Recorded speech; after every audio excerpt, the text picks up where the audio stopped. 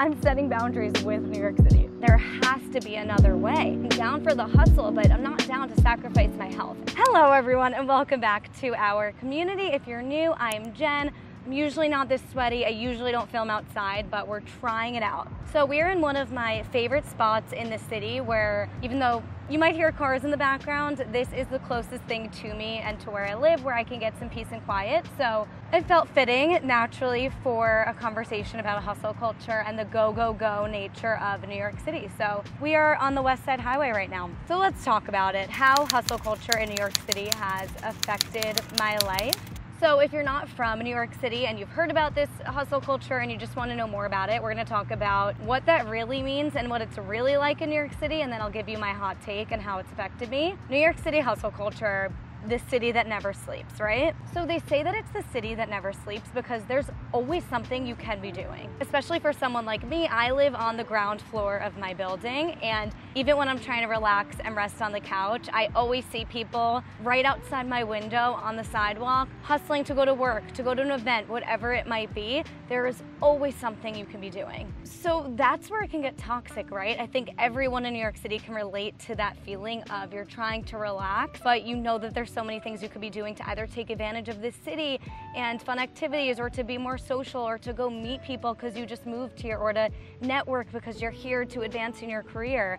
That's where it gets toxic. I know for me, I'm like always running around like a chicken without its head, and then I go literally 30 minutes outside the city to Long Island to my parents' house, and I'm like bored because there's nothing to do, and I'm like, but my to-do list is the same as it is in the city, but it's just the energy here. They're constantly doing things, even if it's just grabbing coffee or meeting someone or running to run an errand or whatever it might be. Like, there is always something you can be doing. Okay, I think I've said that enough. Really, it's just the surplus of opportunity here. It always feels like you should be taking advantage of it, and when you're not, you get in your head. Really, if you've ever visited New York City, I'm sure you can tell, you get on the subway and no one says hi to each other, no one smiles at each other. You're on the subway, you're getting to where you need to go, and everyone's in a rush to get somewhere at all times. And here's my hot take. I think it can be made for some people. So for me, I thrive in it. Like, I enjoy it, I love it. I almost get a high off of running around. I think it's good, it can be good for people like me if you are strong with your boundaries. So I've had to get really good about creating those healthy boundaries that allow me to survive and thrive in an environment like New York City. There's something called human design, and I had someone, an expert, on my podcast. My podcast is Dare to Self-Care. I had Erin Claire Jones on my podcast. She is a human design expert, and essentially what it is, let me say how she describes it. Human design sheds light on your emotional, psychological, and energetic makeup, giving you the self-awareness and tools to align with your nature and step into your highest potential in every area of your life, in your career, partnership, and relationships. So similar to astrology, you give your date of birth, where you were born, all of that, and it's like a combination between astrology, energetics, like a bunch of different things, and it basically tells you if you're a projector, generator, manifesting generator, or a reflector. And I'm a manifesting generator, and once you told me this, it makes a lot of sense. So basically what that means is you are multi-passionate, you like change, you thrive off of fast-paced environments, and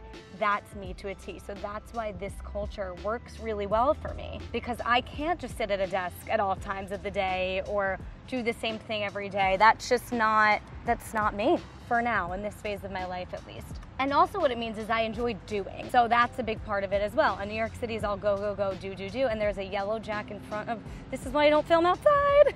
Okay, so yes, it works for me, but I create those healthy boundaries. So I created this lifestyle for myself where I don't have to work at a 9-to-5 job and work on YouTube all night, because that's kind of where I was. I was giving all my energy to a 9-to-5 job that was really in New York City like an 8-to-8 job. You know, there's like that Gary Vee method that says if you want to make it work on YouTube and you want to blow up on YouTube or whatever it is, let's say like I do, you don't sleep at night, right? So it's like, yeah, hustle at your 8-to-8 job, and then you've got to sacrifice your sleep and, you know, work on YouTube all night. And I got to this point where I was like, my message is all about self-care, and there has to be another way. There's got to be another way. I'm down for the hustle, but I'm not down to sacrifice my health and my mental health. I also knew that I wasn't making any money to be able to go full-time on this. So I have a whole separate video on this, but basically my point is I found an in-between where I can hustle in New York City and have a bunch of part-time jobs and also have the time and energy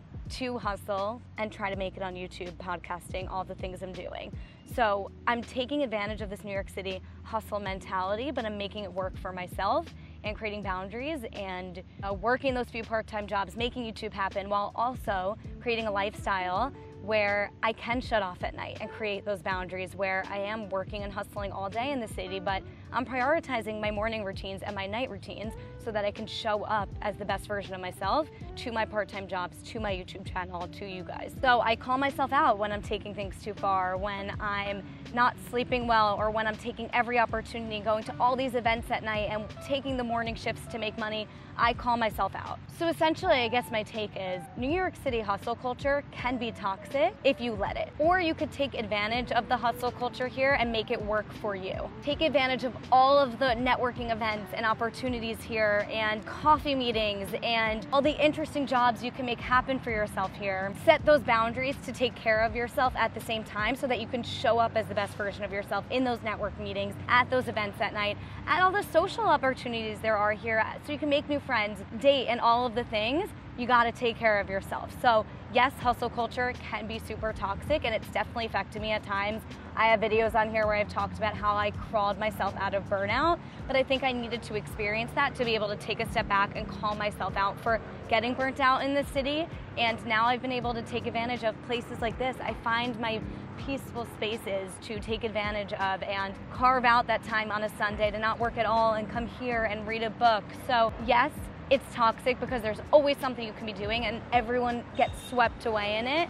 But if you can take those mindful practices to come back home to yourself and set those boundaries, you can make it work for you if you're like me and you thrive in fast-paced environments. And then I always try to make time to go upstate for a weekend or go to Long Island at my parents' house for a weekend, which I have the privilege of doing because you do need that nature. Even coming here, I'm like, I'm about to take my shoes off after this and just ground because it can be a lot. The second I get to Long Island and realize wow, my energy shifts so much with the same to-do list, but just not being in the energy of New York City. And I'm also aware that that's probably gonna be my future, somewhere more with nature and maybe upstate. So while I'm in my 20s, let's take advantage of all the opportunity and the hustle and bustle because I thrive in that. That's just my personality.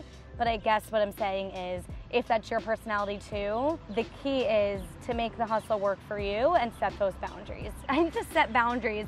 My relationship with New York City, I'm setting boundaries with New York City. So I'm thriving in it now. I think we're always gonna get caught up in it. I'm always gonna have my moments where I'm attending too many events or hustling too much or taking on too many jobs and opportunities or whatever it might be, but I need to take the times like this to come back to myself or to go away. I was just in Colorado this weekend and prioritize that and save money for those types of things because again, it's gonna make you be able to thrive in the hustle and bustle of New York City. So if you're someone who is looking to live in New York City or just fascinated by it, or you live here too and can relate, comment down below and follow along. I make weekly videos, productive New York City vlogs.